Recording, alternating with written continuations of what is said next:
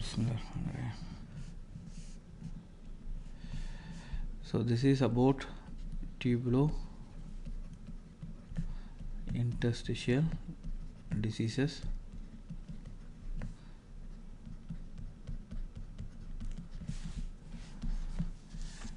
Inshallah, we'll discuss something related to the theory. Okay, so you can have this as a background, then we can discuss the cases. See, tubulointerstitial disease means there are 4 components in the kidney, right, where the diseases can come. So one is glomeruli, other one is tubule, other one is interstitium, then blood vessels. Okay, so these tubules are affected means they also affect the interstitium, and if the interstitiums are involved, then immediately the tubules will also get involved. Okay, so these are all interlinked, so that's why they call it as a tubulointerstitial diseases. Okay, now what I want to emphasize here is, see, any of these 3 component, that is tubule, okay, interstitium and the blood vessel. See, when these diseases are happening in the tubulointerstitium and vascular component of the renal tissue, this will have late effect on the glomeruli. This all will have late effect on the glomeruli. Understand? So the glomeruli changes will be seen when they become advanced. When these diseases become advanced. You all understand? So when advanced diseases, okay, you will be seeing changes in the glomeruli.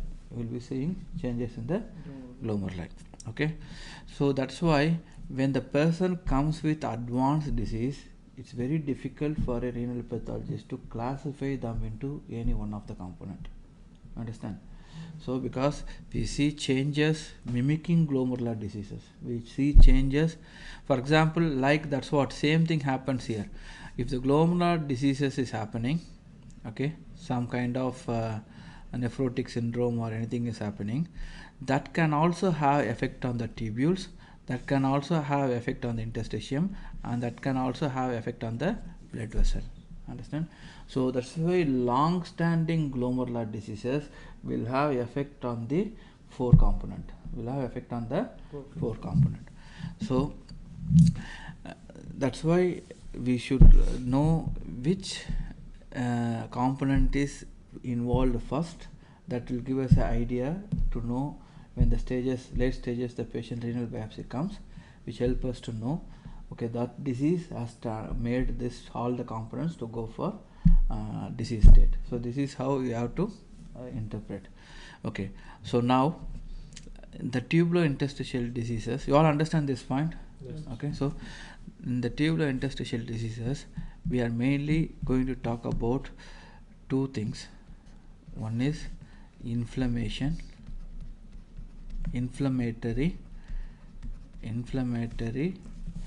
tubulointerstitial diseases. Second one, we are going to talk about necrotic, that is ischemic or toxic injury to the tubulointerstitium. Okay, then what will be the changes happening in tubulointerstitium when there is urinary tract obstruction. Okay, so the inflammatory contains infectious diseases and non-infectious diseases. Non-infectious diseases means autoimmune diseases or any other substances causing inflammatory reaction other than the infection. You all understand? Okay, see, so these are the 3 major things which we are going to discuss now. Inflammatory diseases,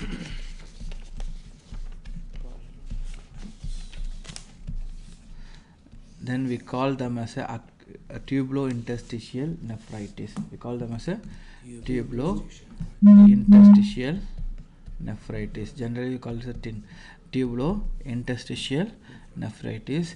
It can be acute, it can be chronic. Understand? Can be acute, it can be chronic. Okay, see now we know this inflammation can happen due to infection, or the inflammation can happen due to non-infectious cause. Okay, if it is due to infection, okay, so we should know what causes infection. If it is due to infection, we should know what causes infection. That too, what causes infection, that too having effect on the tubulointerstitial component. Okay, so what causes means, then you should know about main important link, that is the root of infection. So the causes varies according to the root. For example, if the person is diabetic. By the way, today I'm just doing a recap, okay, with some examples. I'll be keep on touching the examples, but when I want you guys to come for the sessions which we announced, okay, so that time it will be of more cases and you guys sit in the front row, okay, so I'll be asking more questions to you guys. So for example, if it is a diabetic mellitus, understand, see, when the diabetic mellitus happens, you all know they have, I don't want to go into detail, but you all know now diabetic mellitus. Inshallah you will be knowing in endocrine why it happens. Okay, now just to know, diabetic mellitus causes their immunity will be less. They are prone for infection. Or the patient may be having immunosuppression. For example, cancer patient, the patient having autoimmune disease, he is on steroid. So any immunosuppression patient, okay, or even the old age itself causes some immunosuppression. Understand? Very old age people are susceptible to infection. They are infants susceptible to infections. So in those people, okay, like immunosuppressant patient and the diabetic patient, or any patient under cancer treatment, all those patient, okay, the causes, the root usually comes, this infection comes from the blood, okay. So if the infection comes from the blood, okay, this is a believed fact, okay, the inflammation starts in the cortex,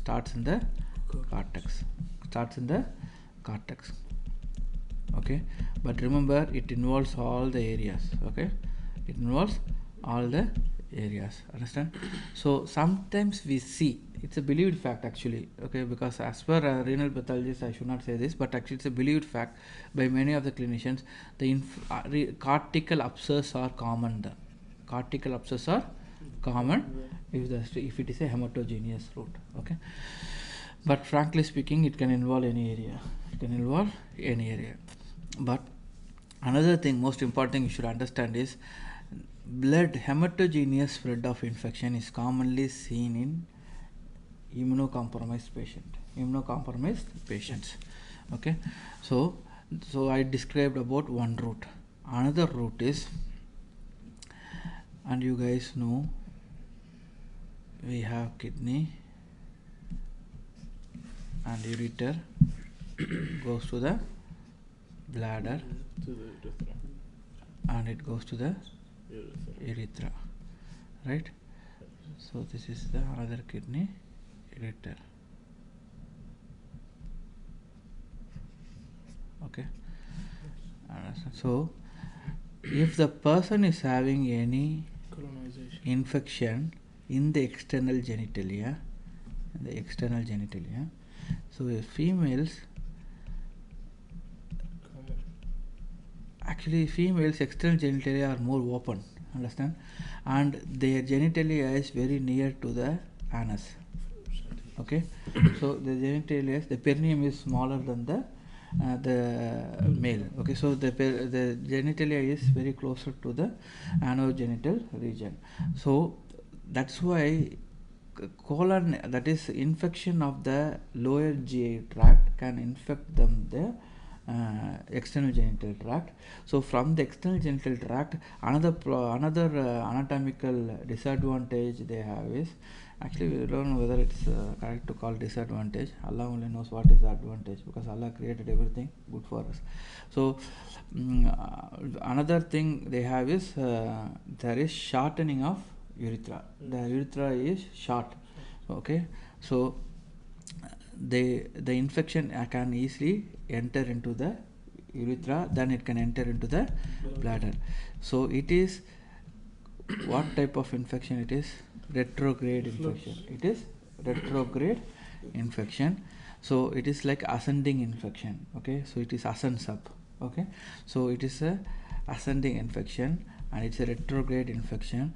So the infection can travel from external genitalia, especially commonly seen in females. The most commonest bacteria involved is Escherichia coli, E. coli.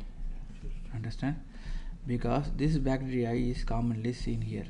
Yes. Understand? So this bacteria can come. And one more thing, if they are immunocompromised, gram negative is involved more. Gram negative is involved more. Understand? Here also gram negative possibility is there in retrograde infection, but this is also gram negative. So it's a E. coli can be the most commonest bacteria involved in this infection. So when E. coli enters as a retrograde fashion, then it involves the pelvis. Then it involves the medulla. So generally believed they create abscess in the medulla pelvic region. And pelvic region. So this is called pyelonephritis.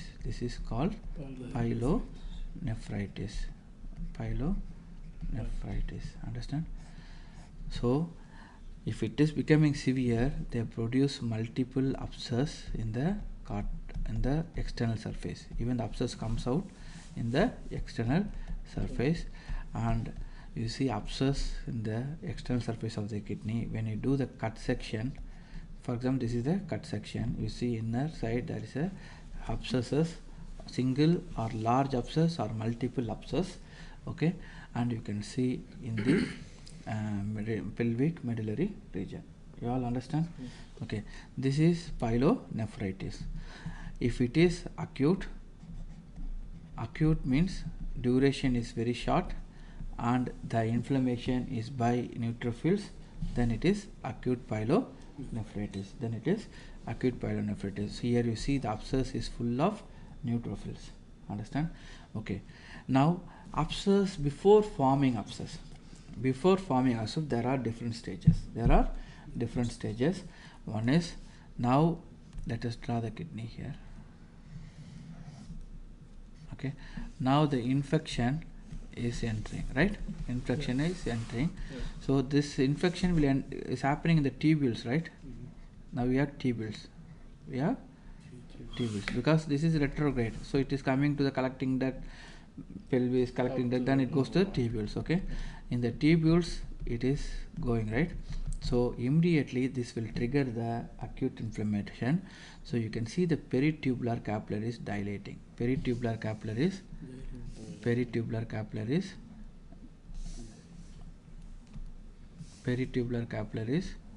dilate. This is peritubular. We all know there are tubules are surrounded by peritubular capillaries. So peritubular capillaries are dilated because that is the first change happens in acute inflammation. What is the first change? Vascular changes.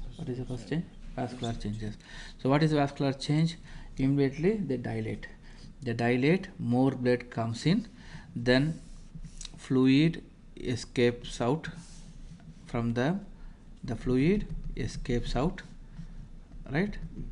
The fluid escapes out along with some very less amount of plasma.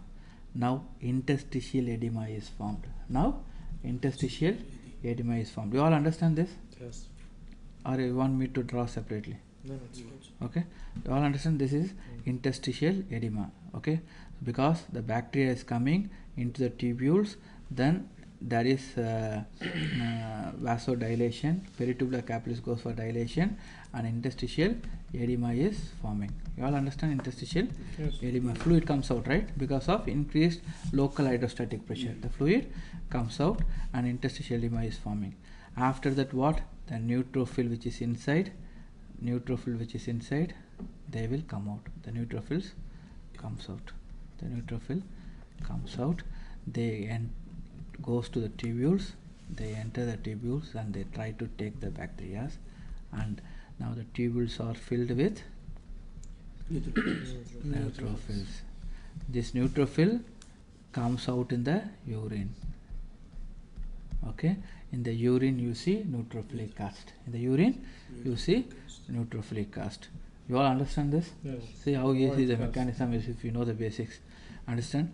So when the more bacteria is coming, then more neutrophil comes out and they form the abscess. Understand? They form the abscess. Neutrophils die, bacteria dies, and the new neutrophils will be there. This is a collection of fluid. It's like a pus, collection of pus. It is called abscess. Understand? So what are things seen in acute pyelonephritis? First you should start from the beginning. Why there is a acute pyelonephritis? If the patient is immunocompromised or the patient is having infection in the lower urinary tract, and if that travels into the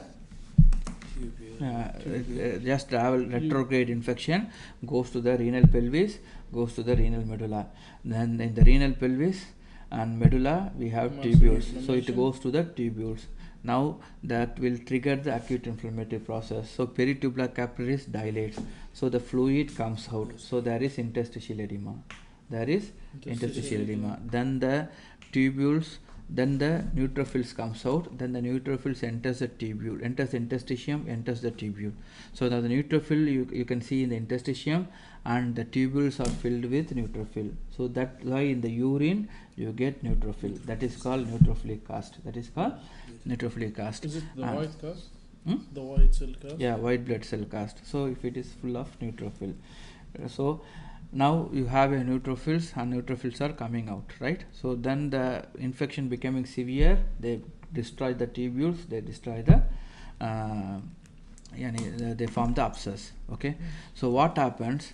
This will have effect on the glomeruli. This will have effect on the glomeruli. What will be the effect?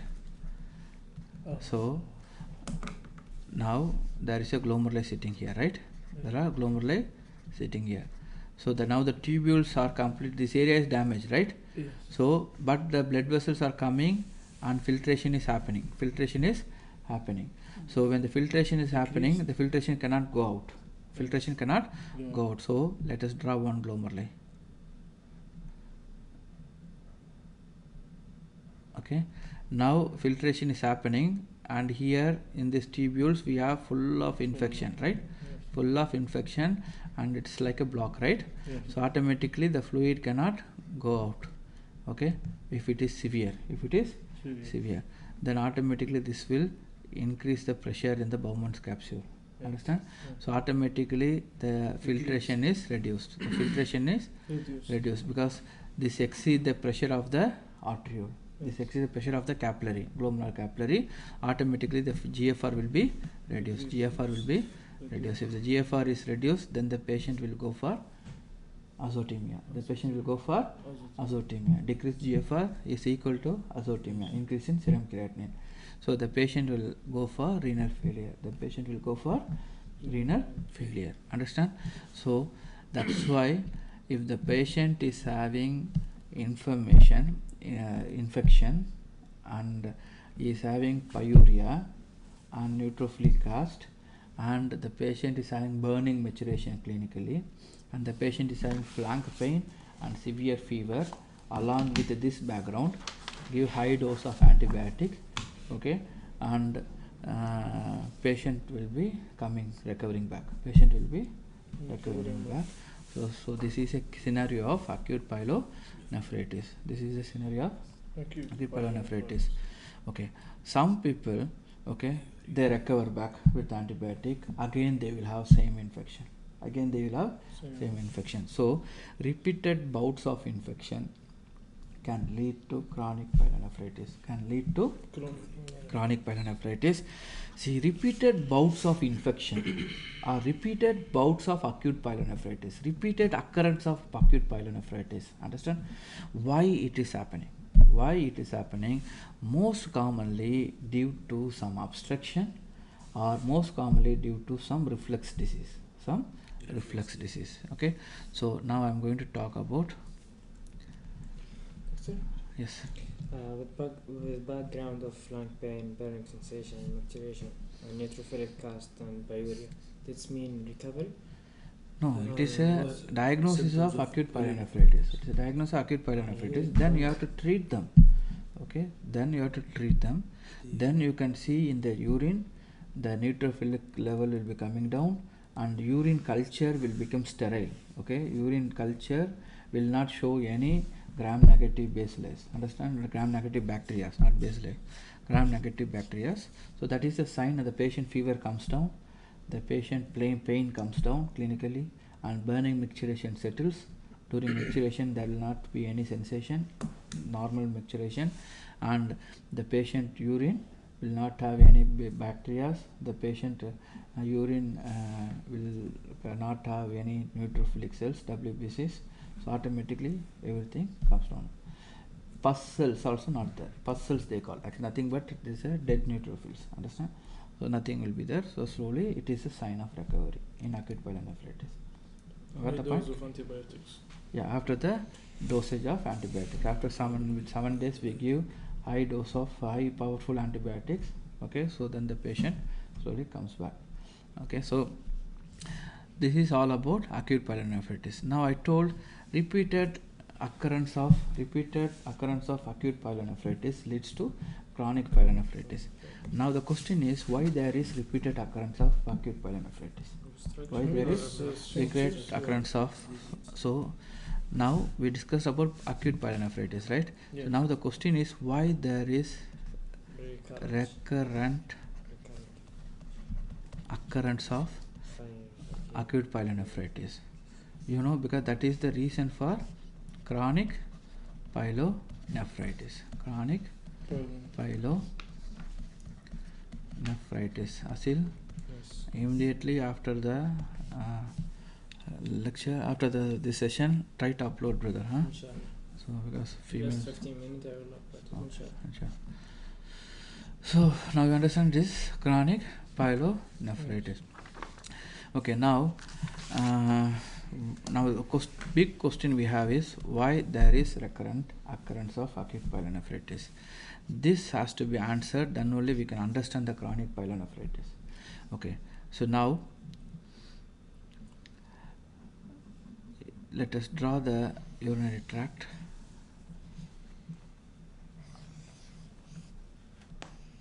Okay, just imagine whether the picture is not coming good, because after a long time I'm using these pads.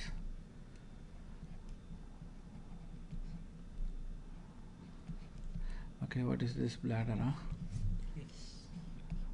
Then we have urethra. Okay, brothers. So now this recurrent pyelonephritis is happening if the person is having some chronic obstructions. Okay, this chronic obstructions means obstruction itself on and off. Obstruction itself on and off. They have a tendency to formation of renal stones, and they will produce some obstructions. Then after few days, after few months, they will disappear. They will disappear. They will disappear. Understand? They will disappear. So during that obstruction, they would have caused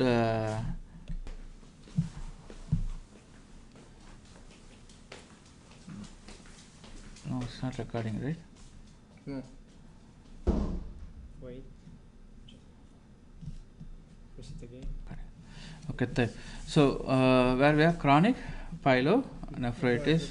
So I told you guys any obstruction, okay, is also on and off, or there is some obstruction, okay, not complete obstruction, okay, some incomplete obstruction, okay, that can also make them to stay, fluids to stay there, okay. So this is one reason that it is called chronic obstructive pyelonephritis. Chronic obstructive pyelonephritis.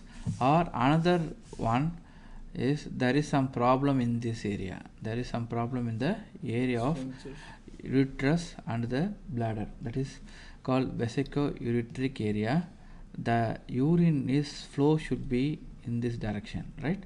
From the ureter to bladder. So if it goes from bladder to ureter, then it is called vesico-ureteric reflux. Vesico-ureteric reflux. So what happens is this area has some infection.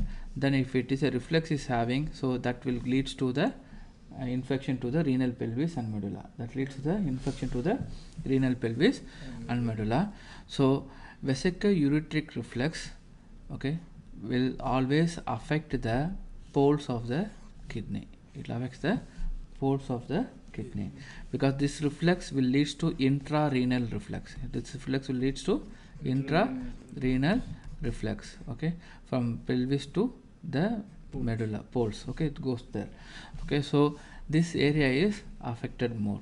If it is due to obstruction, okay, then all the areas are affected. Understand? So chronic obstruction means fibrosis.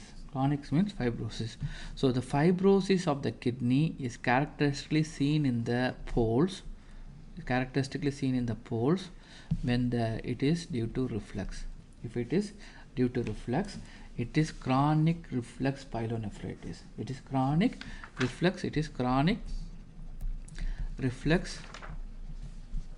pyelonephritis. Understand? And here it is all the areas goes for fibrosis. So you can see fibrosis in all the areas of the kidney. Here how it will be like this. In the end only it is affected, okay. So end only it is affected. If you want to draw me,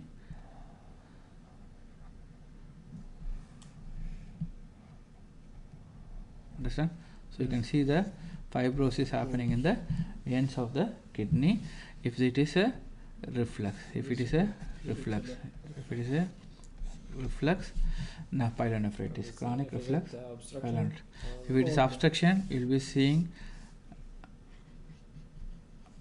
okay, contracted kidney like this. Understand? That is obstructive pyelonephritis. You can see this scenario in morphology like this. It is a chronic obstructive pyelonephritis.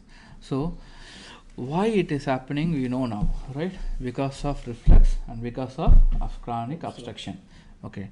See what happens is normally the urine is sterile. If it stays, then it becomes infectious. Okay.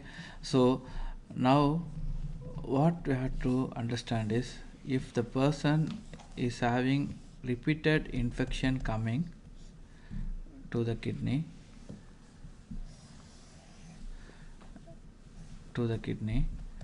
okay, first time infection I'm drawing, okay, and this goes to the tubules, right? They all are coming to the tubules. This goes to the tubules. Now we all know that tubules has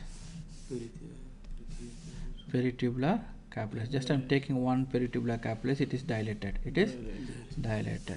Now what happens? First response is the fluid escapes out because of increased hydrostatic pressure, right? Local increased hydrostatic pressure because of vasodilation, more blood coming, so the fluid escapes out. endothelial cells contract, give more space, the fluid proteins escapes out, then the neutrophils comes out, comes out, then the neutrophils enters, right? And they destroy the bacteria and some neutrophils will be living. So this is goes in the urine and you can see as a neutrophilic cast. This is acute pyelonephritis. This is acute pyelonephritis. Okay, now the person is taking antibiotic, then it is disappearing. So disappearing means what? The neutrophils are replaced by macrophages. Neutrophils are replaced by macrophages. This macrophages comes and remove the debris. All the debris they will remove. Okay, they remove the debris. See, what happens when the person is getting on and off infection? Okay, so this will make inflammation process. It will make one second. It will make inflammation. Understand? Inflammation and repair process happen together. Understand? Because infection is there, macrophage is also there. So understand? So this both will happen together. So that's why it started to produce fibrosis. Understand? The kidney produce fibrosis because fibroblasts are stimulated and they synthesis more collagen. Understand? So the interstitial edema is now being converted into fibrosis. You all understand this?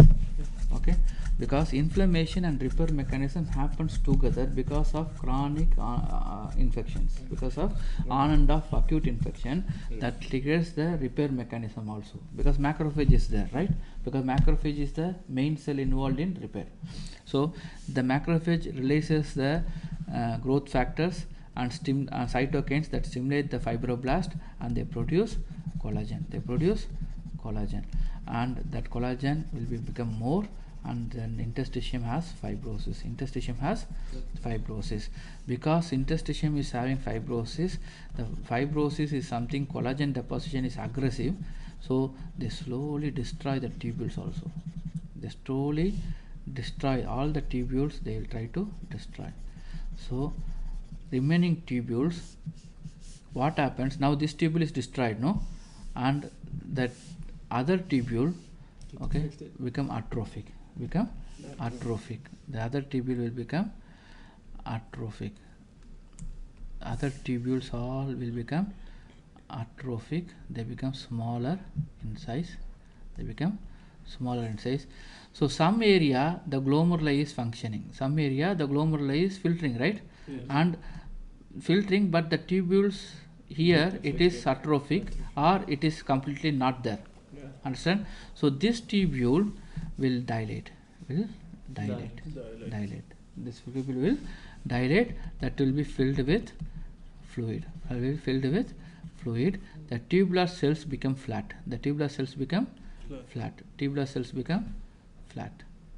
You all here understand any?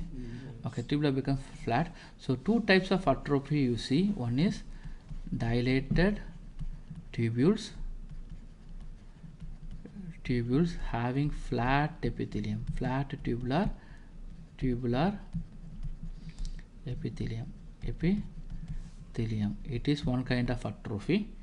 Another kind of atrophy is the basement membrane of the tubules becoming thick and the tubules becoming small. The tubules becoming small.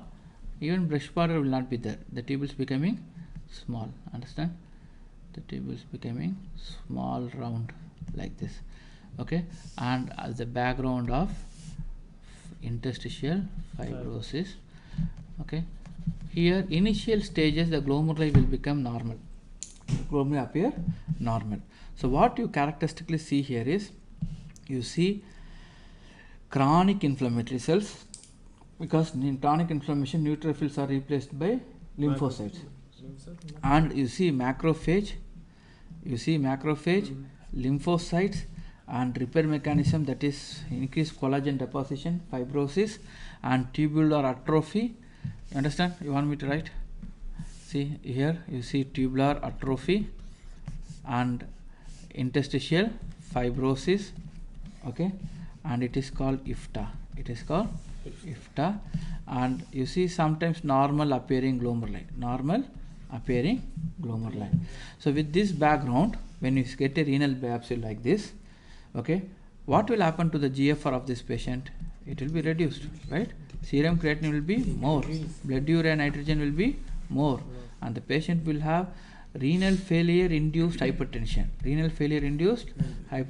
Understand? So this all will be seen in this patient, okay?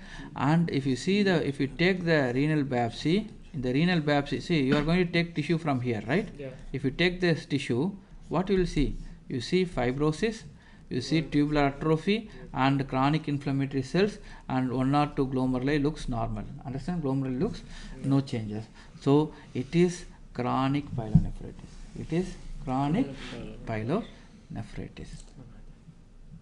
Understand?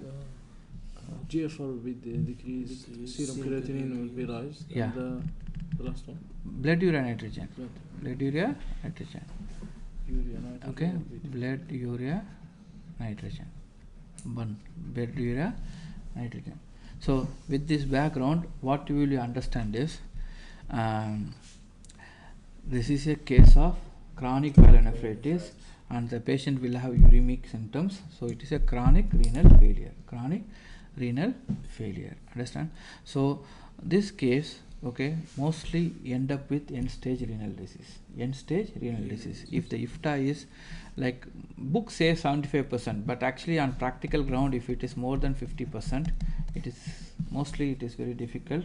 The patient becomes dialysis dependent, okay, because no tubules are there, okay. It becomes dialysis dependent, and the patient has to go for renal transplantation in the long term. So this is the case of chronic pyelonephritis. Actually it is happening because of repeated infections, okay, repeated occurrence of acute pyelonephritis due to obstruction or reflux, or some individual in immunocompromised patient, diabetic patient, they have repeated on and off infection. That's why the problem is you have to see the blood vessel, okay. If you see the blood vessel, the blood vessel shows hyalinization, hyaline arteriosclerosis, and there is some changes in the glomeruli. What is the change? This is glomeruli, right? And there is mesangial nodularity and thick glomerular basement membrane. And mesangial nodularity, okay, understand? Yes. And blood vessel is showing hyaline arteriosclerosis. What is the hyaline arteriosclerosis? Now this is the small arteries or arteriole lined by the endothelial cells, and instead of smooth muscle cell layer, it will be full of pink layer. It will be full of pink hyaline deposit, okay. You all understand? Yes. Okay, this is called hyaline arteriolosclerosis. It is called hyaline arteriolosclerosis, and you are seeing pink color deposits in the mesangium, nodular deposit in the mesangium, and what is this? Thick basement membrane, and no immune deposits. It is diabetic sclerosis. Understand? So diabetic nephropathy, and patient is having this background, okay, as well as interstitial fibrosis and tubular atrophy. This also can happen in IFTA, can also happen in diabetic, okay. So if it is having a history of on and off acute pyelonephritis and this background, we suspect diabetic causing chronic pyelonephritis. Understand? Because this whole thing also seen in diabetic, long-standing diabetic nephropathy, long-standing diabetic. So you understand, brothers? See, that's why if the glomerular changes are there and vascular changes are there, and the patient have a history of on and off acute pyelonephritis, then you can say that diabetic nephropathy kidney having a component of chronic pyelonephritis. You understand? I'm telling the difficulty of renal diseases. Okay. So, understand? Because when you see diabetic, this is all the picture can be seen in diabetic nephropathy. Yes. Understand? That's why history is very important. Clinical finding is very, very important in this renal diseases. Okay. So you all have this understanding. Got the point? Okay. Now, if the patient is a diabetic patient, controlled diabetic patient, glomeruli is not showing any change. Alhamdulillah, that glomeruli is not affected. Diabetic is not affected the kidney. Is not having diabetic nephropathy. Is not having diabetic nephropathy. His renal failure is due to chronic pyelonephritis. His renal failure is due to chronic pyelonephritis. Obstructive or reflex or frequent infections. Understand? So, but not diabetic. it's not due to. We will decide. No, because immunocompromission is happening due to diabetic. See, when the patient's infection background is given increased blood glucose level, okay, or the patient is having a known diabetic, understand? So because he is having control, but it is not affecting, but they have maybe immune mechanism is affected, so they have more infection, understand? So these are all the things you have to consider when you are dealing with the renal biopsy. So if the glomeruli is affected, glomeruli is showing changes of diabetic changes. That is, what is a change? Thickening of the glomerular basement membrane, in the glomeruli, mesangial nodularity, chimeristal Wilson nodules, or some glomeruli will show this. Other glomeruli will show complete global sclerosis, and blood vessel showing hyalinization, hyaline arteriosclerosis, then interstitial fibrosis, tubular atrophy, some chronic inflammatory cells, then it is a diabetic nephropathy background, and history is given of on and off infection. Then it is a history of diabetic nephropathy background having chronic pyelonephritis. Doctor, IFTA combined with diabetic nephropathy? Yeah, because IFTA is also a component of diabetic nephropathy. IFTA is also a component of diabetic nephropathy. You all understand this? Yes. Okay. So another thing, for example, the patient is not given a proper history, on and off infection history, then it is lot of inflammatory cells, okay? Then we suspect chronic pyelonephritis in diabetic background, okay? Because in diabetic nephropathy, inflammatory cells will not be huge collection, understand? There is huge collection of inflammatory cells. Then we suspect chronic pyelonephritis, okay? Huge collection of inflammatory cells.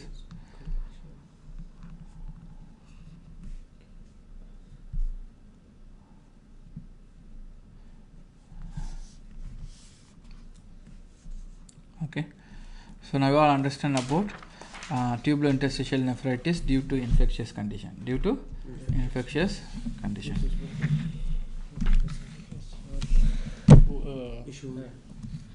is a huge collection of huge collection of chronic inflammatory cells and macrophage, then it is a chronic pyelonephritis. Okay, so see, you can see when the background is given, whether the background has effect on the kidney, you can see from the components of the kidney. That's what I am trying to tell. If the background is given as a diabetic, okay, and if it is showing changes, diabetic changes in the glomeruli, diabetic changes in the blood vessel, and diabetic changes can happen in interstitium as well as tubules, and there is chronic inflammatory cells, huge collection, then it is a diabetic nephropathy also there, and the patient has chronic pyelonephritis. Okay, see, whatever it may be, the kidney 50% IFTA, it is as if whatever the diagnosis may be, the patient is a ESRD, end stage renal disease patient. Okay, you understand? Yes.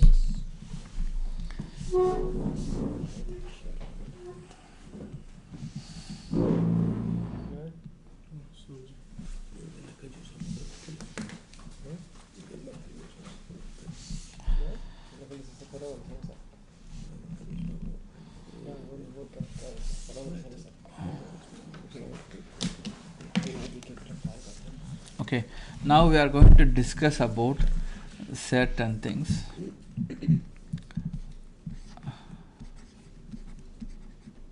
Drugs, okay, toxic drugs affecting the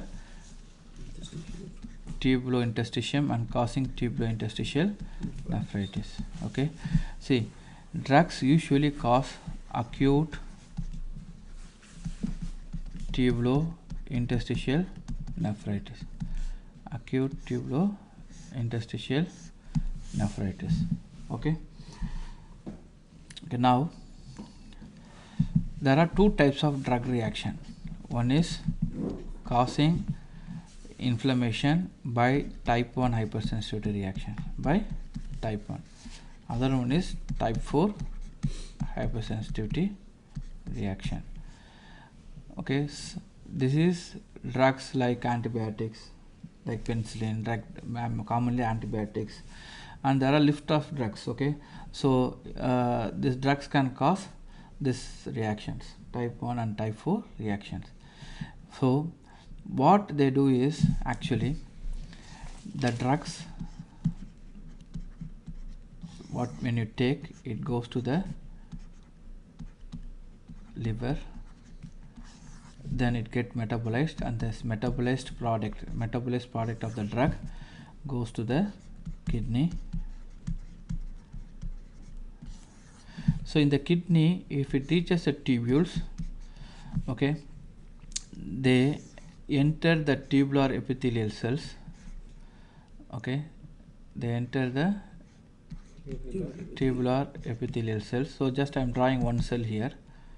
They enter the tubular epithelial cells, and this is the metabolic drug product, and we have tubular protein. Okay, so we have tubular proteins on the cells. Okay, so they join, metabolic drug product can join the tubular protein, make a complex. They make a complex. This complex can trigger inflammation.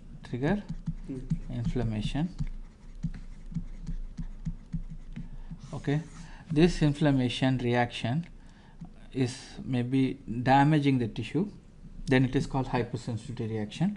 So this reaction could be of type 1 if they stimulate the mast cell. If they stimulate the mast cell and IgE antibodies are involved. If they stimulate the lymphocyte,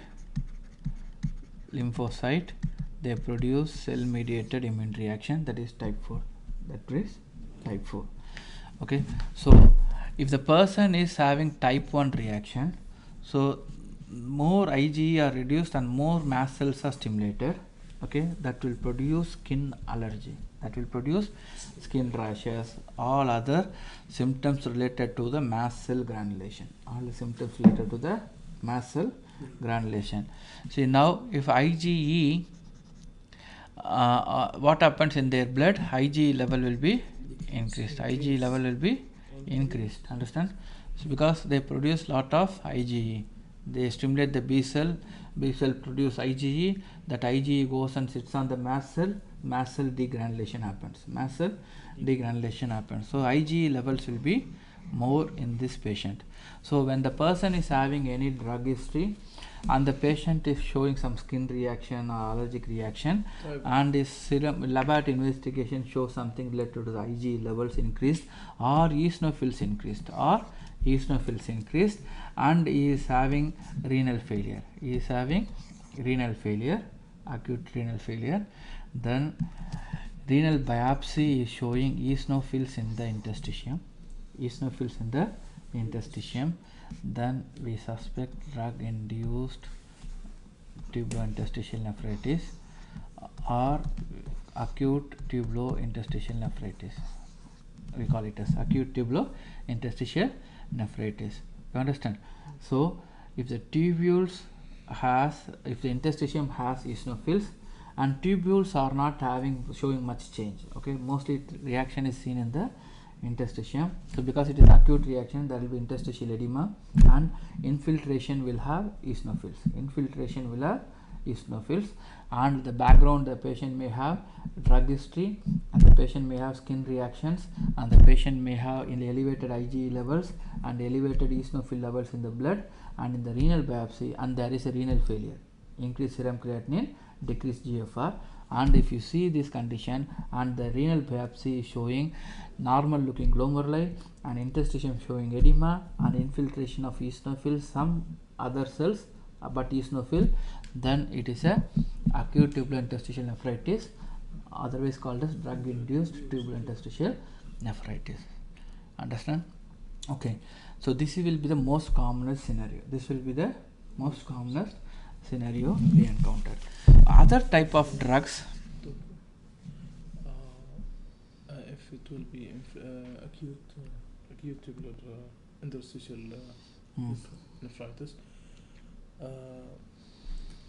we will differentiate between type 1 and type 2, or yeah, that's what I'm coming. See, type 1 you see this kind of scenario. Type 4 you may not see eosinophils or IgE elevation. You will not see IgE elevation. IgE will not be elevated because it is a type 4 reaction.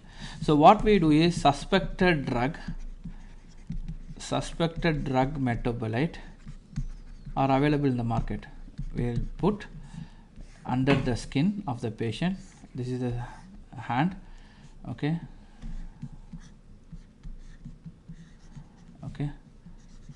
this is the patient hand. So what we put is, we put a injection below the skin, subcutaneous intradermal injection.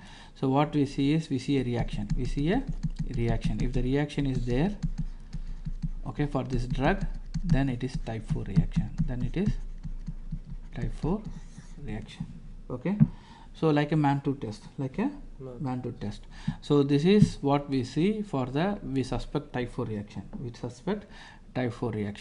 So here in the renal biopsy also you may not see the eosinophil. Okay, so you'll be seeing lymphocytes, macrophages, plasma cells, okay, chronic inflammatory cells you can see, okay, but you'll be seeing this type 4 reaction, okay, in the skin test. Okay, so that is type 4 reaction. Okay, now you have to do one more thing. There is a special drugs, you all know, analgesics, painkillers, right? Analgesics, they create a different type of renal failure. They will not produce stimulate the inflammation. Actually they cause ischemia. Because we all know that analgesic reduces the prostaglandin, right? Prostaglandin synthesis. So what another function of prostaglandin is vasodilation. If the prostaglandins are reduced, then they have an effect called vasoconstrictor effect. You all understand? Yes. Because vasodilation effect is reduced because of reduction in the prostaglandin, because of intake of analgesic. This vasoconstriction effect is mild, but in some individual it produces serious damage. You know papillae? Yes. It produces papillary necrosis. Okay, so I want to tell papillary necrosis is seen in other conditions also. One is analgesic nephropathy, what we are discussing here. One is analgesic nephropathy. 2 is diabetic mellitus. 3 is urinary tract obstruction. 4 is pyelonephritis. So when you see papillary necrosis, brain should think it could be of analgesic, it could be of diabetic or urinary tract obstruction or pyelonephritis. Okay, if this papillary necrosis, usually white color lesion. If it contains brown color spots, then you can suspect analgesic nephropathy. This brown are the drug metabolites, analgesic drug metabolites that comes and deposit in the necrotic area. So that's why they produce brown color spots. So this is analgesic nephropathy. Understand, here the pathogenesis is completely different. It is due to ischemia. It is due to ischemia. You all understand this? Yeah. So these are all the things we call non-infectious tubular interstitial nephritis. Because it is not infectious. It is a non-infectious tubular interstitial nephritis. So remember, commonest antibiotics which produce urinary tract obstruction. what was it? Urinary tract obstruction. Urinary tract obstruction. And Okay. diabetes mellitus. Diabetic mellitus and pyelonephritis. Okay, so they all produce papillary necrosis.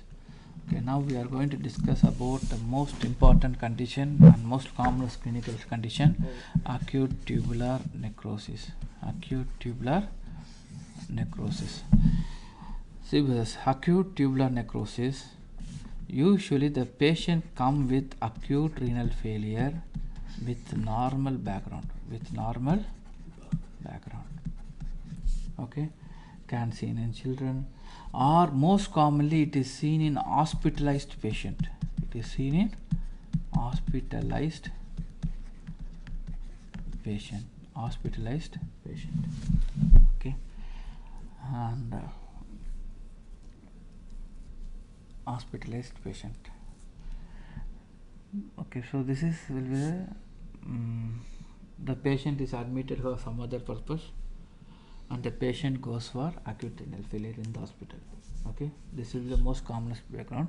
They call this kind of condition as acute kidney injury, AKI. Which one? This condition, this general. This Another clinical terminology is acute kidney injury. Okay, so let us discuss the most commonest causes: ischemia,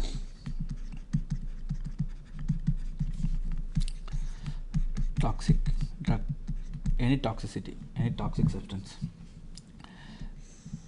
See, actually we didn't discuss in detail about both have involvement in different tubules. Different tubules.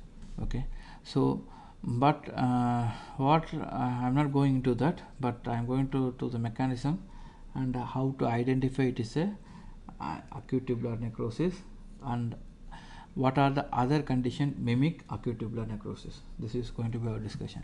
See, so whatever this may be the cause, okay, what happens is the tubules shows changes. The first change in ischemia can happen. For example, you have a kidney, right? And the kidney, you have renal artery entering, right? If there is some obstruction in the renal artery or stenosis of the renal artery, that will produce ischemia. Understand? So, or the blood volume is reduced to the kidney, or renal blood flow is reduced. The patient is having blood loss. Okay, a patient got accident, patient got dehydration, patient renal artery having atherosclerosis, patient renal artery is stenosed. These are the condition which produce ischemic ATN. Okay, ischemic ATN, and most of the times the patient will not have any of these things, they will produce ischemic ATN. Okay, this is due to vascular changes happening. Okay, another condition I'll tell you, liver cirrhosis patient. I told you about hepatorenal syndrome, right? Yes. Why? Because GFR is reduced. Why? Because afferent arteriole goes for constriction. So the GFR is reduced. Okay, so no, GFR renal blood flow is reduced. Because of afferent arteriole going for constriction. But actually the background will be of liver cirrhosis. Or the patient is admitted for liver diseases. Okay, and the hospital, all of a sudden the patient goes for acute tubular injury. Okay, because there is a afferent arterial constriction happening, and that leads to decreased renal blood volume, that will produce ischemic changes. What happens is the ischemic changes reflects in the renal tubules. If the renal tubules, first thing is they lose their brush border. Proximal convoluted tubule, they lose their brush border. And next step is now loss of brush border, then the renal tubular cells just fall down. Okay, and when the renal tubular cells fall down, the new tubular, the stem cells in the renal tubule, they regenerate. When they are regenerating, you can see small cells with more thick nucleus, small cells with more thick nucleus, and there will be fall of renal tubular cells. Okay, you understand? Okay, this is newly regenerating cells, and when you see new regenerating cells and the intact basement membrane,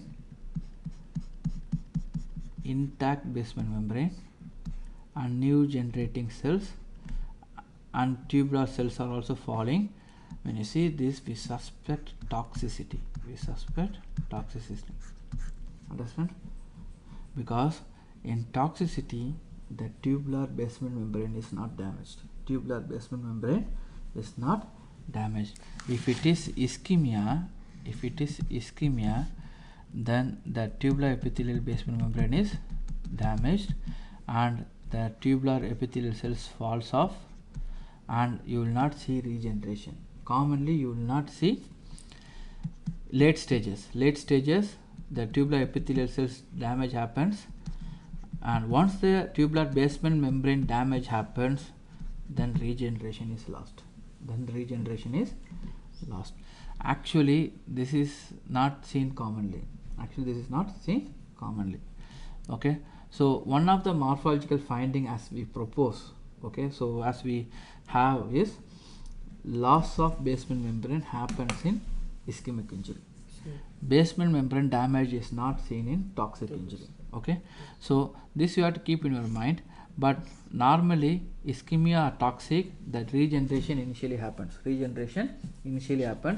If it is very severe ischemia, then basement membrane is damaged. So Dr. Ischemia, there is no regeneration. That's what I'm telling. If basement membrane is damaged, then there is loss of regeneration. So, but actually the basement membrane is damaging, such ischemia happens, that leads to necrosis of the kidney, that leads to renal infarction. Okay, so this is all morphological curiosity, I can say. Okay, so but what you have to understand here is, when there is ischemia or toxic, that the kidney loses the brush border, tubular epithelial cells falls off, and when the tubular epithelial cells falls off, tubules has a capacity to regenerate, and they regenerate. Okay, so when they regenerate, the tubular epithelial cells are immature. They cannot do tubular processing effectively. So when the regeneration is happening, okay, so it will leads to polyuria. Okay, one more thing I want to explain here. So let us take a condition. See, now the person is having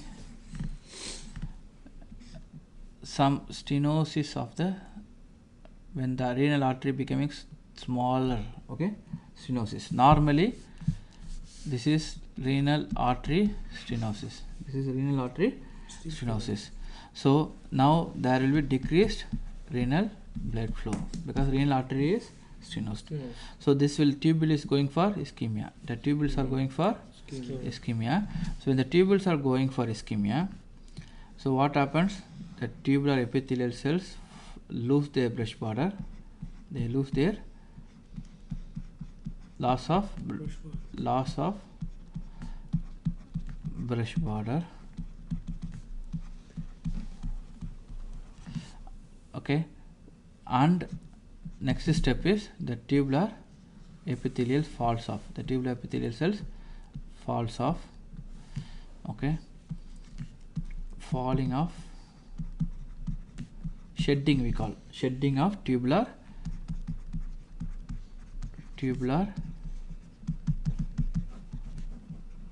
epithelium. It is otherwise called as shedding of tubular epithelium. So what happens is, now the tubular epitheliums are shedding.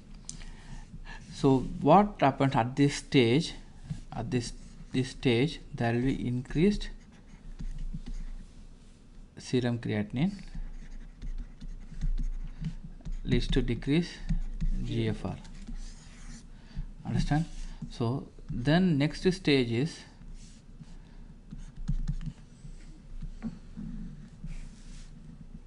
the tubular epithelium grows back like a immature cells. Regeneration. Okay, grows back.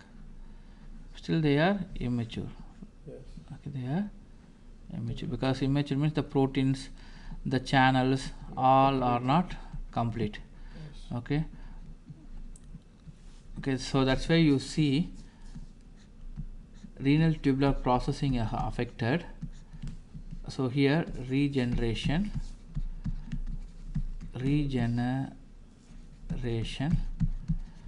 of tubular epithelium. So in this stage GFR will increase, reflects in polyuria, and creatinine starts decreasing. Okay, so this happens after a week. It will take after 7 days to 10 days. Okay, this recovery happens. Okay, so now this is divided into two phases. One is initial phase. So initial phase reflects the loss of brush border. Maintenance phase reflects the shedding of tubular epithelium, that is causing some obstruction in the lower tubules. So in maintenance phase there will be steady state of increase in serum creatinine. And initial phase, that will be the starting of fall of GFR. Okay, and there will be rise in serum creatinine. But after this stage, then the maintenance phase happens. Morphologically, the maintenance phase reflects shedding of tubular epithelium, and the tubular shedding happens, then the lower part it gets obstruction. So you see in the urine tubular epithelial cast, epithelial cell cast, epithelial cells in the urine, and protein in the urine, and protein in the maintenance phase. You see in the tubular epithelial cells in the urine, because the shedding happens, and the shedding comes and obstructs that lower part of the tubules, and some tubular epithelium comes out in the urine, and you see thick protein cast, because in the distal convoluted tubule, okay, plus collecting duct also, you see a special protein called Tamm-Hirschfeld protein. This protein is needed for against infection. This tubular and they will not allow the stone formation.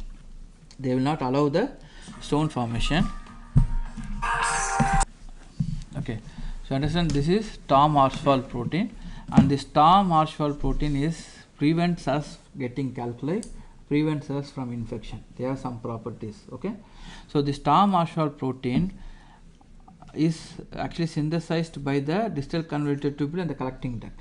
Now proximal stellar tubule also affected, and distal convoluted tubule also affected. So now all the proteins mix up with Tamm-Hirschfeld protein, and they form proteinous cast in the urine. Protein cast in urine.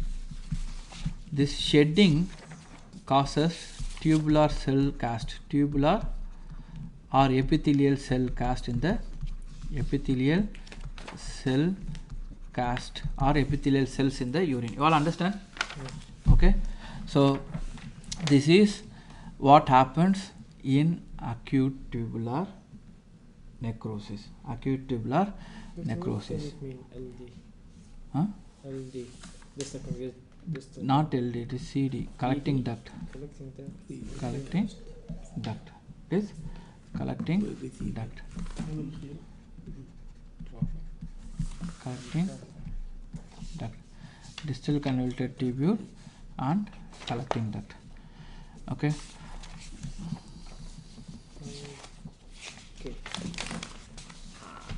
Okay.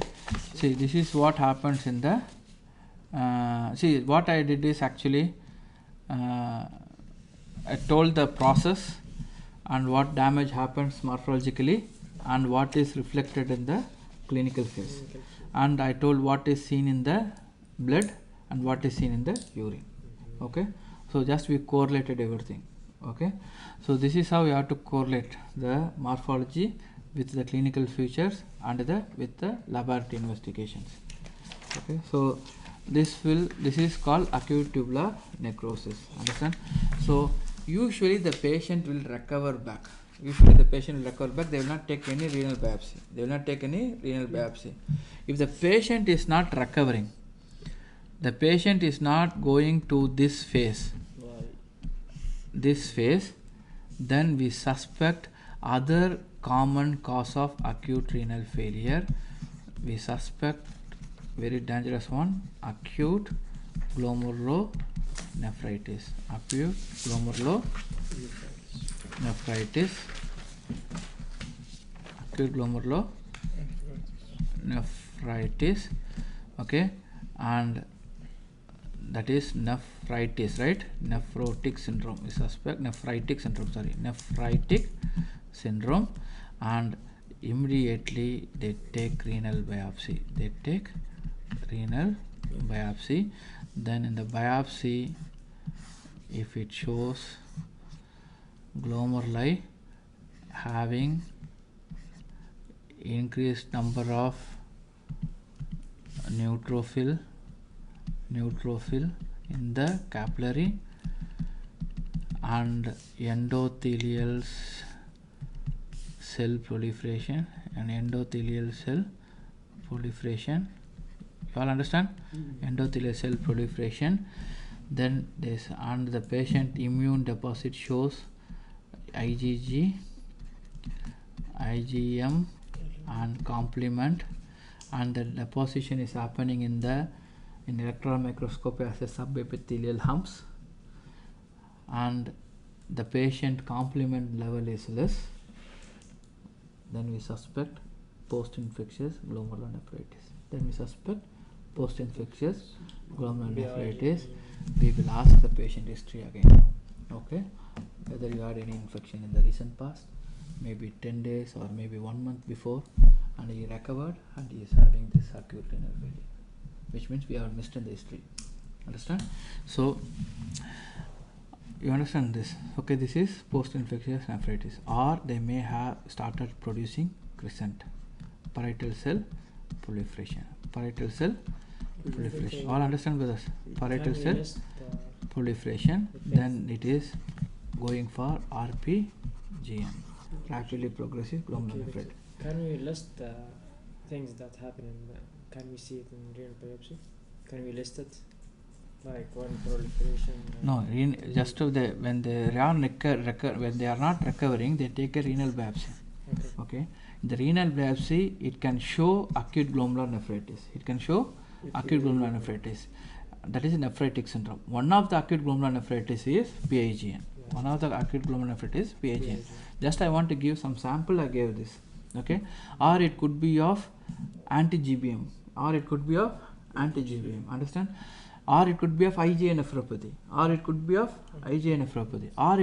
membranoproliferative glomerulonephritis. You understand, brothers? Just I gave example PAGN. Doesn't mean that it will have only PAGN. Understand? Just I want to give some example PAGN. Understand? So what you have to look is most of the time the patient will have crescent. Because they will progress badly. Then you have to suspect RPGN, rapidly progressive glomerulonephritis. Then you have to classify them what type it is. Type 1, 2, 3. Type 1 will have antibody in glomerular basement membrane, linear staining, and type 2 will have granular staining of antibodies. It could be of PIGN, it could be of IgA nephropathy, or it could be of any systemic disease, SLE creating nephropathy, understand? Or type 3, it is ANCA associated, ANCA associated, okay? So what you have to know is, in the renal biopsy, if it is patient is not recovering, if the patient is not recovering, then see the glomeruli in the renal biopsy. See the glomeruli in renal biopsy. If the renal what you are seeing in the glomeruli matters. Sometimes the glomeruli may be normal, and it will show only ATN. What is the features of ATN in microscopy? Asir. Loss of, yes, come on, loss of brush border and shedding of tubular epithelial cells, and you can see this tubular epithelial in the lumen, tubular epithelial in the lumen, and this is a sign of acute tubular necrosis, acute tubular injury. So maybe this patient is taking time to recovery. Maybe this patient is taking time to recovery because the ischemia is there. Ischemia is there, so we have to find the cause of ischemia. Understand? So renal biopsy, if we do when the patient is not recovering in acute tubular necrosis, we do renal biopsy. When we do a renal biopsy, if we concentrate on glomeruli, if the glomeruli is absolutely normal and the tubules are showing morphology related to the acute tubular necrosis, then we suspect maybe the ischemia is happening, is not recovered, or we suspect drug toxicity or toxicity of heavy metals. All these things we suspect. Okay, the patient may be in toxicity. Understand? So we have to remove and treat the toxicity. Okay, so that's what happens when the patient is not recovering ATN. We take a renal biopsy. Renal biopsy give us the complete picture. Will give us the complete picture whether it is a glomerular disease or it is really a acute tubular necrosis. The patient is not recovering because acute tubular necrosis cause is not been evaluated. Cause is not been evaluated. Then immediately they work on the cause. Okay, so this is about acute tubular necrosis. Okay, now see, we didn't discuss much about urine electrolytes.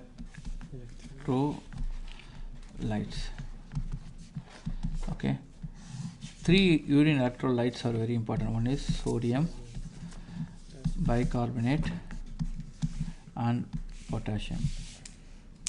Okay, see, sodium levels will become more in ATN.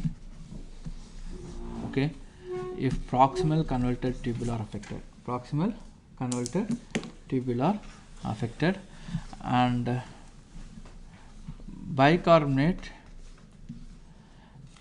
understand, will be also affected. Okay, bicarbonate level in the blood will be less. In the blood, the bicarbonate level will be less. Understand? So the patient will go for metabolic acidosis. The patient will go for metabolic acidosis. The patient will go for metabolic acidosis. That is called renal tubular acidosis. Renal tubular acidosis. If the patient sodium level is not increased, normal. Okay, understand? Then the patient, see, in ATN there is increased serum creatine. Any doubt? No. There is increased serum creatine, right? Now the patient urine electrolyte showing normal sodium level. Okay, which means this serum creatinine, this azotemia is not due to renal disease. You understand? No. So azotemia depends on sodium. See, urine electrolytes. In urine electrolytes, we see sodium, bicarbonate, and potassium. Very, very important. Okay. See, if the urine problem is happening and bicarbonate is not formed properly and it is not coming to the circulation, because that is the function of the proximal convoluted tubular cells. Okay, they form bicarbonate and they will reprocess the bicarbonate and send back to the circulation. If the bicarbonate is not formed properly, that will lead to metabolic acidosis. Okay, now, or the distal, this is problem in the proximal convoluted tubule, or the distal convoluted tubule, okay, is not able to. What is the function of distal convoluted tubule in related to the hydrogen ion? What is the function? No, the secretion. What it does? Exchanger. Huh? Exchanger of hydrogen with sodium reabsorption. What, it sends the hydrogen ion or it takes the hydrogen ion? It sends hydrogen ions and takes sodium. Okay, it sends the hydrogen. See, renal tubular processing is very, very important, brothers. Okay, in case you didn't understand properly the physiology, you inform me, inshallah, I will make a record a video and I will tell, because you have to understand the renal tubular processing, renal tubular function with respect to the injury and with respect to the drug effect, diuretics. Okay, with this respect you should know. Otherwise, renal tubular function you will forget whenever you study. Understand? So you will become like a permanent memory when you relate with what happens in injury, when you relate what happens when you use the diuretics, different types of diuretics. If you guys don't know this, inshallah, I will try to record a video for this whenever I have free time. Just remind me. It's very, very important. Many questions comes in license exams related to this. Okay, especially in renal tubulointerstitial diseases, they will not ask morphological questions. They will ask only clinical pathological questions. Understand? But glomerular diseases, they give more importance to the morphological diagnosis. Understand? Because it is entirely dependent on morphological diagnosis. Renal tubular diseases, diagnosis is not very easy, it is not difficult. Okay, maintenance of the patient's vitals depends upon how you understand the tubular processing. Tubular processing. Okay, now in the distal convoluted tubule, the hydrogen ion is, if there is problem, what happens? They cannot send the hydrogen ion out, right? Yes. They cannot send the hydrogen ion out. That also lead to metabolic acidosis. So in ischemic related ATN, okay, proximal convoluted tubule is affected and some loop of Henle is affected and some of the distal convoluted tubule is affected. But in toxicity, more distal convoluted tubules are affected. So what you have to understand is that, inshallah, that I will discuss when I am recording video for this. Now it's not needed for the exam. Okay, so even this area what I am discussing is needed for the exam. For the completion sake I am telling this. Okay, see, now you understand the bicarbonate. Yes. See, now the patient is having azotemia. Consider a patient having serum creatinine is more. We want to know whether this azotemia is happening due to renal or pre-renal cause. Okay, due to renal or pre-renal cause. See, if the patient serum creatinine is elevated and renal urine sodium, okay, we have a calculation called Fe sodium. It is a calculation from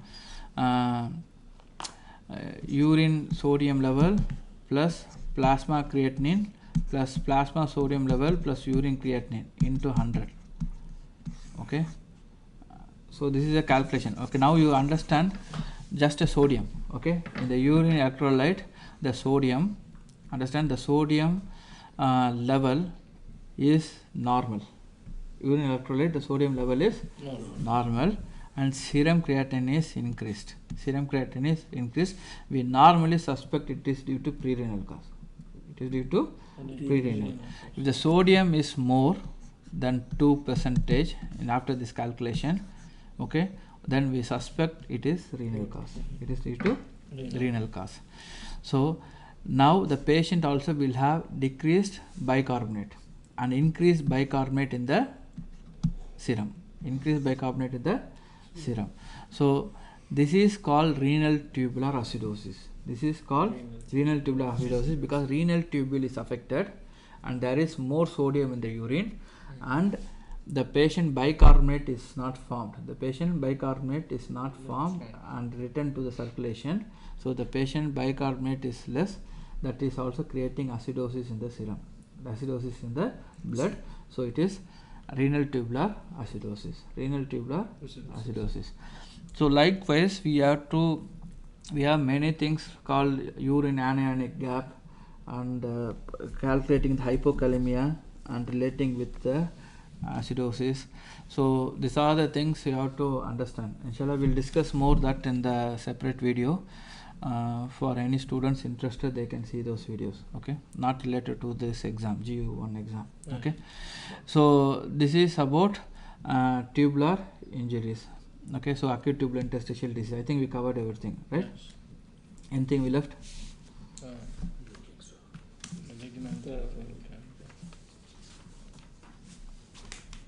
Okay, nephrosclerosis. Benign and malignant. Anything other than that? No. Acute tubular necrosis. Okay.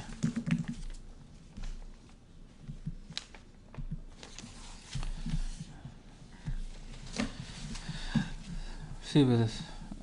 Now we are going to talk about hypertension affecting the blood vessels, and that is seen in the kidney. Okay, so because hypertension can cause sclerosis of the kidney, fibrosis of the kidney, so that condition is called nephrosclerosis. That condition is called nephrosclerosis. If the person is having chronic hypertension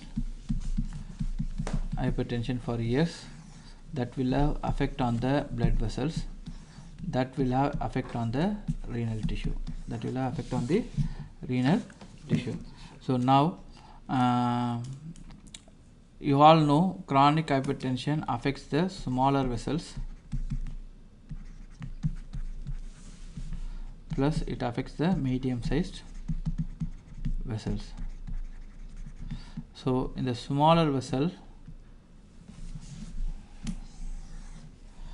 okay, we have a lumen lined by endothelial cells and they don't have any elastic lamina and immediately they have smooth muscle cells. Smooth muscle, 2 or 3 layers of smooth muscle cells, right? Yes. These are what? Smooth muscle. This is smooth muscle cells. This is what? Endothelial cells, and this is the basement membrane. This is the basement membrane. This is endothelial cells. So just below the basement membrane we have tunica intima, and this is tunica media, and the outer layer is tunica adventitia. So what happens in hypertension, chronic hypertension, slowly this endothelial cells get damaged and the plasma enters into them, and it is a chronic process, and this whole media is converted into pink deposits of plasma, full of deposits of plasma. Understand? So this is completely converted into pink deposit, hyaline deposit. So this is called hyaline arteriolosclerosis. Hyaline arteriolosclerosis. So another thing happens in chronic hypertension is we have a medium sized blood vessel, and this is the lumen. Lumen is lined by endothelial cells. What are they? Endothelial cells. And we have internal elastic lamina, okay, and we have smooth muscle cells, okay. It's a medium sized vessels, you can say like 5 to 7, okay. So like that layer are there, understand. Then we have adventitia. These are all smooth muscle cells. What happens in these are all smooth muscle cells.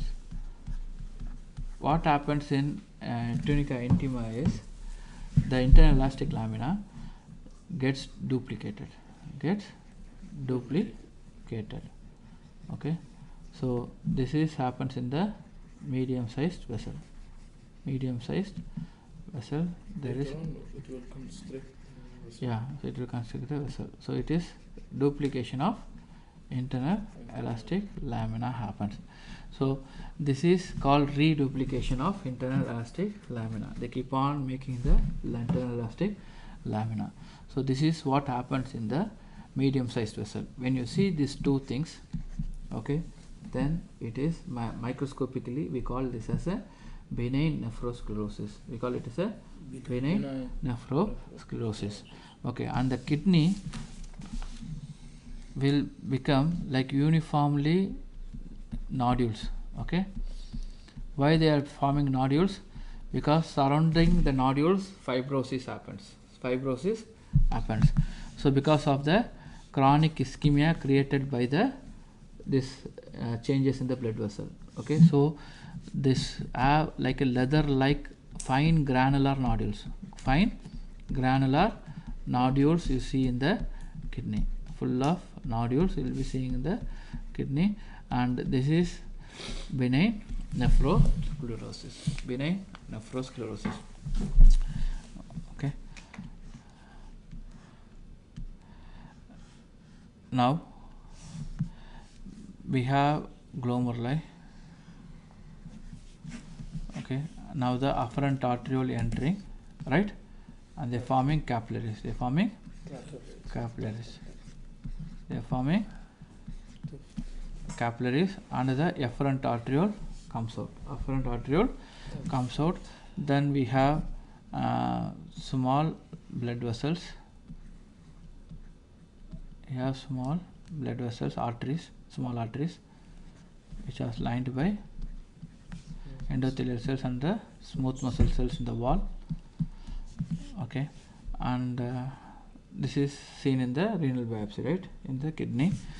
If the person is having malignant hypertension is diastolics more than 110 mm of mercury, okay, very high hypertension, so that flow will damage the endothelial cells, okay. And when the endothelial cells damage, then it forms the plasma proteins will attach here and they form the clot, that is called fibrin thrombi. Okay. Now the endothelial cells capillaries may be expanded with thrombi, fibrin thrombi. Same thing happens in the smaller vessels. This is fibrin thrombi, and endothelial cells are completely damaged. Then the plasma enters the endothelial, so smooth muscle layer, and that will also see. Now this smooth muscle layer, the blood supply, oxygen is dependent upon the coming blood. Now there is thrombi happening, so this will go for necrosis along with some plasma protein deposit. So it is called fibrinoid necrosis. And some of the vessels react and they form proliferation of smooth muscle that forms a onion ring like appearance. So when you see this feature, fibrin thrombi, fibrinoid necrosis, onion skin like proliferation of smooth muscle, that is called hyperplastic arteriolosclerosis. Then it is malignant hypertension. So the history will have, the patient will have severe headache. See, this will affect all the blood vessels. Okay, even the eye vessels are affected. The patient will have rupture of vessel in the eye. Okay, that will cause blurring of vision. So the patient will have severe headache, blurring of vision, he will collapse, and the patient comes to you with increased serum creatinine and complete deteriorating renal function. And if you see the renal biopsy, will show this kind of fibrin thrombi in the glomerular capillaries, and in the small vessels fibrinoid necrosis, and in the somewhat bigger vessels you see hyperplastic arteriolosclerosis. So when you see these things, it is malignant nephrosclerosis. This is called malignant nephrosclerosis. The kidney, in the morphologically, I mean gross appearance, they will rupture. The blood vessels will rupture, and it is seen like a flea beaten kidney. Something has eaten up. Okay, so small pinpoint bleeding you see, and this is malignant nephrosclerosis. Okay, so the patient will have a diastolic blood pressure of more than 110 mm of mercury. So this is about so any other things we want to discuss? Finished. Stones you want? About the stones, I have a doubt.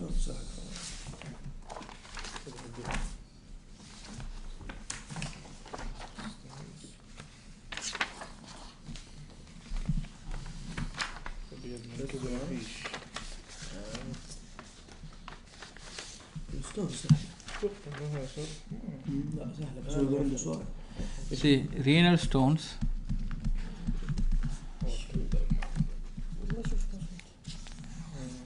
See, there are 4 types of stones.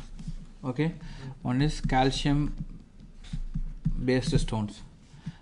Other one is struvite stones, that is magnesium ammonium phosphate stones. Magnesium ammonium phosphate stones. Uric acid stones, cysteine stones. So hypercalcemia or calcium absorption more, this all will lead to uric acid stones.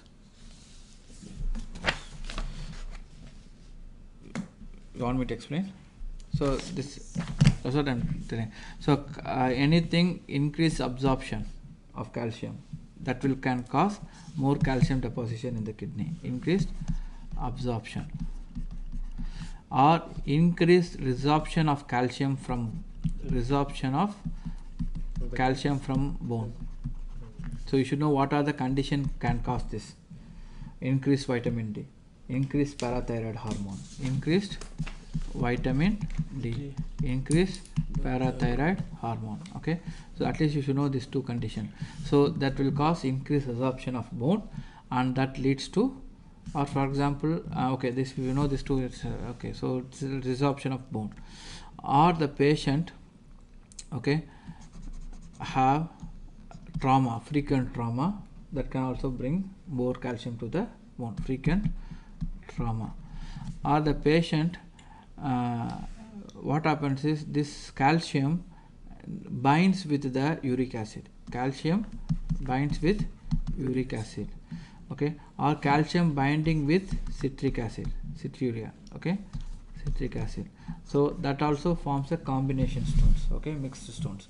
Okay, these are the reasons mainly for calcium stone formation. Okay, so only thing is, when the calcium stone formation is happening, you have to think of metastatic calcification. It is a kind of metastatic calcification, and more calcification happens, then the stone is formed. More stone is formed. Okay, now this calcium stone, whenever you see, you have to rule out what is the cause of stone formation. Okay, so unless until you don't remove the cause, the stone formation will be chronic. It will become chronic. So the magnesium ammonium stones, okay, it's very, very important because it usually forms large stones and in urinary tract infections. Okay, especially gram negative or urea forming bacteria, they form so large stones. It is always called Struve stones, stones. Understand? And uric acid is formed whenever there is increased destruction of DNA, increased destruction of cells. So any increased cell turnover like leukemia, tumors or cancer treatment, okay, where you see more DNA is destroyed, DNA destruction will produce the more uric acid. That uric acid forms a crystal and they deposit in the kidney. Cystine stone is due to amino acid transport issue, amino acid transport problem, and you get cystine stones. Okay, so uric acid stone, you have a very, very different background. The patient has been treated with cancer treatment, or the patient has cancer, so they get uric acid stone. Another hereditary case, it is called SGPRT deficiency. SGPRT, it's an enzyme, okay, hypoxanthine guanine pyrophosphate transferase. So actually, just to forget it, inshallah we'll discuss in the MSK module. This is an enzyme deficiency. It is called Lynch-Nihan syndrome. Yeah, I think I pronounced correct. So that will produce uric acid stone. Okay. So apart from that, but secondary uric acid stone formation is very common, and that is increased uric acid level due to increased DNA destruction. Okay. So increased cell destruction, cell turnover. Okay. So these are the reasons for stone formation. Okay, so what I have to understand is this stone formation comes to the ureteric area. It produces severe pain, that is called ureteric colic pain. Okay, and the stone formation, if it is there and it keep on frequently irritating it produces bleeding. This bleeding will have non-dysmorphogenic RBCs, and hematuria is very fresh hematuria it is. And one more thing I want to tell you guys is, if it blocks it produces hydronephrosis. So where it blocks, it is important. Okay, if it blocks at the below the level of vesico-ureteric junction, then it produces bilateral hydronephrosis. If it is above it, corresponding side will go for hydronephrosis. And so most commonest cause for hydronephrosis is urinary tract obstruction. In that urinary tract obstruction, the most commonest is calculi. Other causes of urinary tract obstruction like fibrosis of the ureter, tumors of the ureter, or any tumor in the posterior peritoneum, posterior abdominal wall, compressing it, or pregnancy obstructing the ureter. So these are the commonest cause for urinary tract obstruction. Or infection coming to the bladder and that is growing, parasitic infection growing and worm blocking the bladder. So these are or the patient got accident, neurogenic bladder. So these are also the causes for obstruction. So what you have to understand is, I explained in class in detail about complete obstruction and partial obstruction. Complete obstruction, on both sides it produces anuria and they produce severe azotemia. And if it is a partial obstruction, they produce polyuria because tubular processing is affected. Understand?